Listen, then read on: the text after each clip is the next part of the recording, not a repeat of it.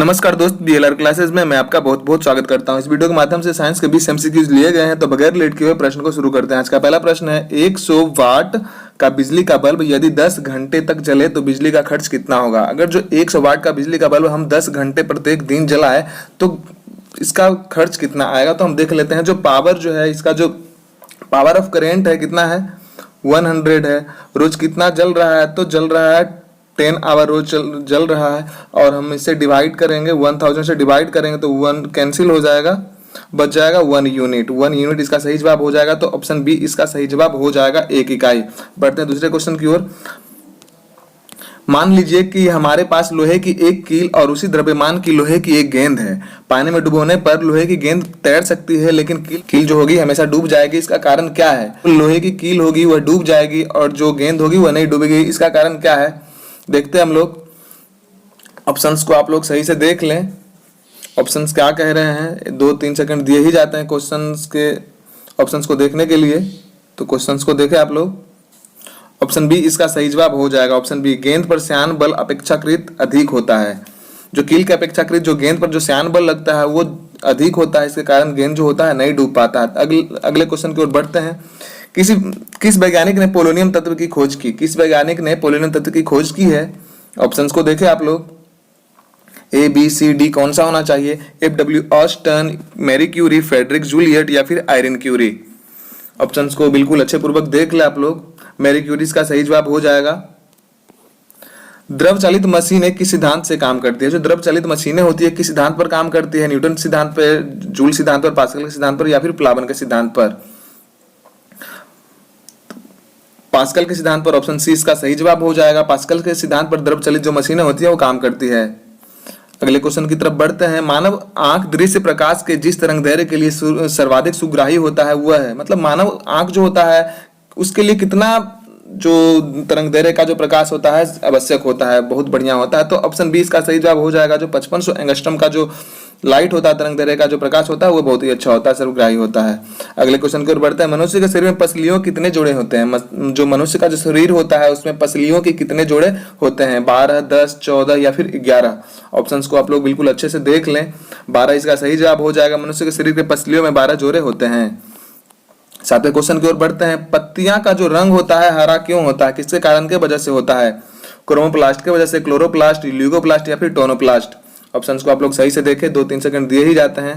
Chloroplast इसका सही जवाब हो जाएगा। क्लोरोप्लास्ट के ही प्रेजेंटेशन के कारण जो पत्तियों का रंग होता है हरा होता है। अगले क्वेश्चन की तरफ बढ़ते हैं। सबसे कम तरंगदैर्घ्य वाला प्रकाश कौन सा है। सबसे कम प्रकाश तरंगदैर्घ्य को रखने वाला जो प्रकाश है कौन सा होता है। लाल, पीला, नीला या फिर बैंगनी। बहुत ही सामान्य सा क्वेश्चन है, आप लोग शायद सबको पता होगा। सबसे कम जो प्रकाश तरंग होता है बैगनी रंग के पास में होता है, बैगनी प्रकाश के पास में होता है सबसे कम तरंगदैर्घ्य। अगले क्वेश्चन की तरफ बढ़ते हैं। भारत में सर्वप्रथम दिखाई देने वाला कंप्यूटर वायरस कौन सा था। भारत में जो सर्वप्रथम कंप्यूटर वायरस दिखाई दिया था वो कौन सा वायरस था, बताएं आप लोग। सी ब्रेन, कोलंबस, मैकबग या फिर माइकल एंजेलो वायरस। ऑप्शंस को बिल्कुल अच्छा से देखें आप लोग। कोलंबस इसका सही जवाब हो जाएगा। सर्वप्रथम दिखने वाला भारत में जो वायरस था कोलंबस ही था। 10वें क्वेश्चन की ओर बढ़ते हैं। बेकेलाइट प्लास्टिक प्राप्त होता है। जो बेकेलाइट प्लास्टिक होती है कहां से प्राप्त होती है। ऑप्शंस को देखें आप लोग सही से, ए, बी, सी या फिर डी, और जवाब दें। यूरिया तथा फॉर्मल्डिहाइड के अभिक्रिया से ही बेकेलाइट प्लास्टिक का निर्माण किया जाता है। 11वें नंबर क्वेश्चन की ओर बढ़ते हैं। पादप वृद्धि अनुमापन के साथ किस भारतीय वैज्ञानिक का नाम जुड़ा हुआ है। पादप वृद्धि अनुमान के साथ किस भारतीय वैज्ञानिक का नाम जुड़ा हुआ है। H C Khurana, CV Raman, JC Bose या फिर मेघनाथ साहा। ऑप्शंस को आप लोग अच्छे से देखें। जेसी बोस इसका सही जवाब हो जाएगा। ऑप्शन सी सही जवाब हो जाएगा इसका। फाइकोलॉजी में किसका अध्ययन किया जाता है। फाइकोलॉजी में किसका अध्ययन किया जाता है। शैवालों का, कवक का, पारिस्थितिकी का या फिर विषाणु का। शैवाल इसका सही जवाब हो जाएगा। फाइकोलॉजी में जो इसका अध्ययन किया जाता है वह शैवाल है। विशिष्ट चालकता की इकाई क्या है। विशिष्ट चालकता की इकाई क्या है। ऑप्शंस को देखें आप लोग। विशिष्ट चालकता की इकाई क्या होती है। ऑप्शन डी इसका सही जवाब हो जाएगा। Option D. अगले क्वेश्चन की ओर बढ़ते हैं। टेक्स्ट में आपकी पोजीशन दर्शाने वाले जो ब्लिंकिंग पॉइंट को क्या कहा जाता है। टेक्स्ट, ये कंप्यूटर बेस्ड क्वेश्चन है, 20 में से 1-2 प्रश्न लिए ही जाते हैं कंप्यूटर के, तो देखें। जो ब्लिंकिंग पॉइंट होता है उसे क्या कहा जाता है? जो हमारे स्क्रीन पे जहाँ पे हम टेक्स्ट कर रहे होते हैं, कुछ लिख रहे होते हैं, टाइप कर रहे होते हैं, तो ब्लिंकिंग पॉइंट जो होता है क्या कहलाता है? ब्लिंकर, कर्सर, कर्सर या फिर पॉइंटर। ऑप्शन बी इसका सही जवाब हो जाएगा। हम लोग इसे कर्सर कह सकते हैं। बहुत ही सामान्य सा प्रश्न लिया गया है। 15वें नंबर क्वेश्चन की ओर बढ़ते हैं। जीव द्रव्य जीवन का भौतिक आधार है, यह किसका कथन है? जीव द्रव्य जो है भौतिक आधार है जीवन का, यह कथन किनका? हेनरी का, लेमार्क का, हक्सले का या फिर ट्रेविरेनस का? ऑप्शंस को देख ले आप लोग। हक्सले इसका सही जवाब हो जाएगा। हक्सले ने ही कहा था कि जीव द्रव्य जो होता है, जो कि कोशिका में शामिल होता है, जीवन का भौतिक आधार है। ऑप्शन सी इसका सही जवाब हो जाएगा। मिनी माता रोग किसके वजह से होता है? मिनी माता रोग कब होता है? ऑप्शंस को देखें आप लोग। पेट्रोलियम पदार्थों के दहन से, जल में आर्सेनिक की अधिकता के कारण, जल में मरकरी की प्रदूषण से या फिर जल में नाइट्रेट की अधिकता के कारण मिनी माता रोग हो जाता है। ऑप्शन सी इसका सही जवाब हो जाएगा। जल में मरकरी की अधिकता हो जाने पर या फिर प्रदूषित हो जाने से हम मिनी माता रोग ऐसा कह सकते हैं कि हो जाता है। 17वें नंबर क्वेश्चन की ओर बढ़ते हैं। बाह्य अंतरिक्ष में किसी अंतरिक्ष यात्री को आकाश दिखाई कैसा देगा? जो बाह्य अंतरिक्ष होता है, किसी अंतरिक्ष यात्री को वह कैसा दिखाई देगा? सफेद, नीला, काला या फिर लाल? ऑप्शन सी इसका सही जवाब हो जाएगा। काला दिखाई देगा बाह्य आकाश किसी अंतरिक्ष यात्री को। 28वें नंबर क्वेश्चन की तरफ बढ़ते हैं। सेबेसियस ग्रंथियां पाई जाती है। सेबेसियस ग्रंथियां जो होती है कहाँ पाई जाती है? ऑप्शंस देखें आप लोग। स्तनियों की त्वचा के एपिडर्मिस में, स्तनियों की त्वचा के डर्मिस में, अमाशय के एपिथीलियम में या फिर आंत के एपिथीलियम में? ऑप्शंस को देख ले आप लोग अच्छे से। 20 में से 15 जो ला रहे हैं बहुत ही अच्छा जीएस है उनका, जो कम ला रहे हैं थोड़ी सी और मेहनत करने की जरूरत है। ऑप्शंस को देखें आप लोग।